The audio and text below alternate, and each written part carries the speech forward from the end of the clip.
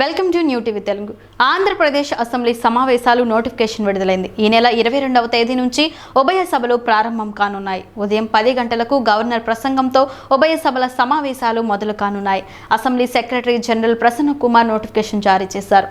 Assembly సమావేశాలకు సంబంధించి ఉన్నత అధికారులతో స్పీకర్ అయ్యన్న పాత్రుడు సమావేశమయ్యారు.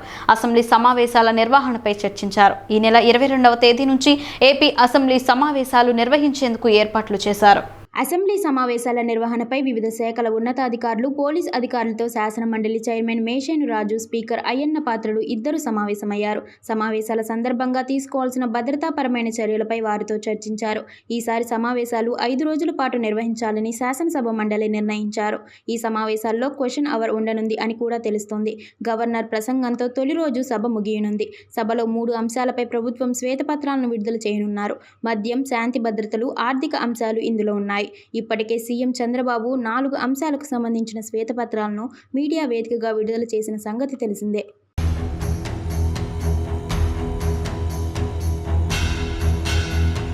అయితే ఈ సమావేశాల్లో బడ్జెట్ ప్రస్తావన ఉంటుందా అని ప్రశ్న రేగుతుంది. బడ్జెట్ ప్రవేశపెట్టడంపై ఈ సభలో క్లారిటీ రావాల్సి ఉంది. ప్రస్తుత పరిస్థితుల్లో పూర్తి స్థాయి బడ్జెట్ ప్రవేశపెట్టే అంశంపై ఆర్థిక శాఖ తర్జన భర్జన పడుతోంది.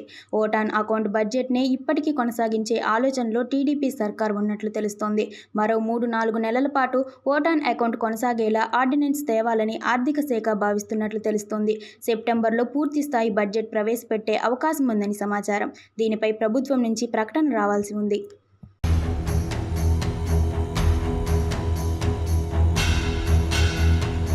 మరోవైపు ఈ నెల 23 నుంచి తెలంగాణ అసెంబ్లీ బడ్జెట్ సమావేశాలు కూడా ప్రారంభం కానున్నాయి.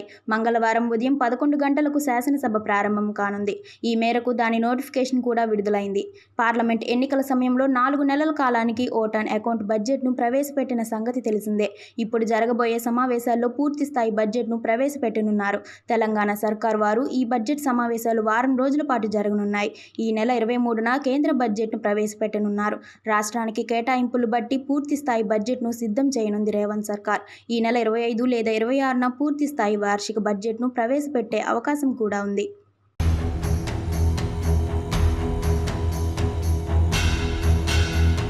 ఈ సమావేశాల్లో రైతు భరోసా, రైతు రుణమాఫీ వంటి కీలక అంశాలపై గట్టి చర్చ జరిగే అవకాశం ఉంది. రుణమాఫీ నిధులను కూడా విడుదల చేయనున్న నేపథ్యంలో దీనిపై కూడా సభలో రసాభాస చర్చ జరిగే అవకాశం కూడా లేకపోలేదు. ఇక రైతు భరోసా స్కీమ్పై సభ్యుల నుంచి పలు సూచనలు స్వీకరించుతున్నారు. అయితే వానాకాలం సాగు ప్రారంభమైనప్పటికీ పంట పెట్టుబడికి అవసరమయ్యే సాయం రైతులకు అందించకపోవడంపై ప్రతిపక్ష పార్టీ ఎమ్మెల్యేలు ఆగ్రహం వ్యక్తం చేస్తున్నారు. రైతులకు పంట పెట్టుబడి సాయం అందించాలని డిమాండ్ చేస్తున్నారు.